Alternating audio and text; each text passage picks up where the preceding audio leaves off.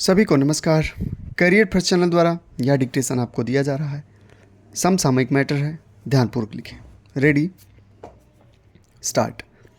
मशहूर दार्शनिक फ्रॉस्ट ने कहा था कि अच्छी दूरी अच्छे पड़ोसी बनाती है। यह बात कुछ हद तक सही भी है, परंतु यदि बात दो देशों के मध्य संबंधों की हो तो अच्छे पड़ोसियों के साथ संबंध स्थापित करने के लिए लोगों के बीच संपर्कों तथा व्यापार और राजनीतिक समझ की जरूरत होती है।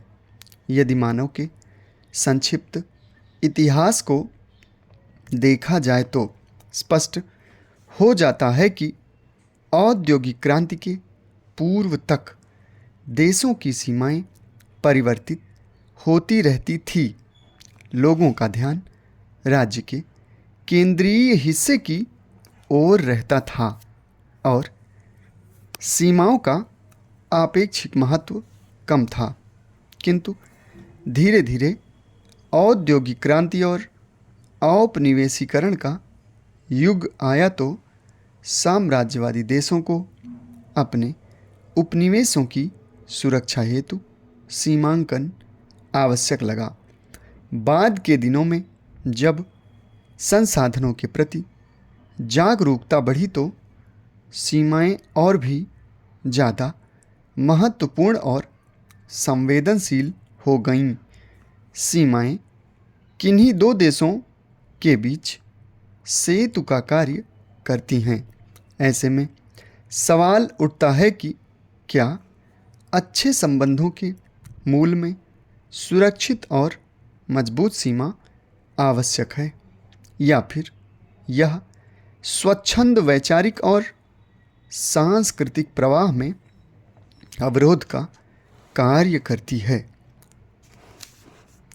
जब दो देशों के बीच राजनीतिक और सामाजिक तनाव बढ़ जाते हैं तो सीमाएं कितनी भी मजबूत हों, वे अप्रतिम मानवीय दबाव को झेल नहीं पाती।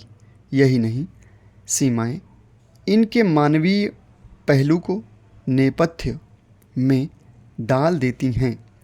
चाहे वह म्यांमार से भाग रहे रोहिंग्या मुस्लिमों की समस्या हो, या फिर अफ़गान हजारा की, या उत्तरी अफ्रीका से दक्षिण यूरोप तक की तरफ प्रवासन कर रहे लोगों की हो।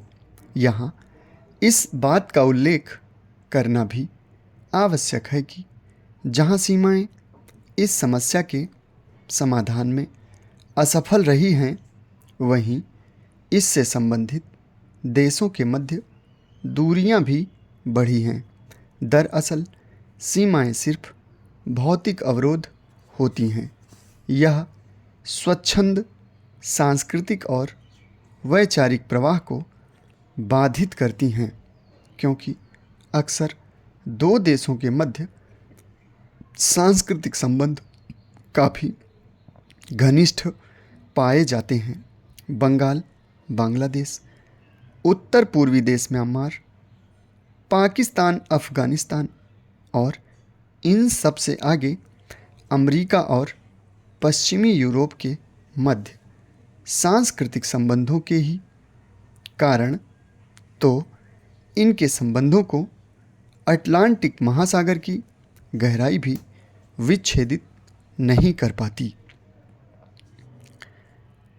वर्तमान में जब सूचना क्रांति का दौर चल रहा है, सूचनाएं तीव्र गति से आ रही हैं, परिस्थितियां तेजी से बदल रही हैं, साइबर अपराध बढ़ रहे हैं।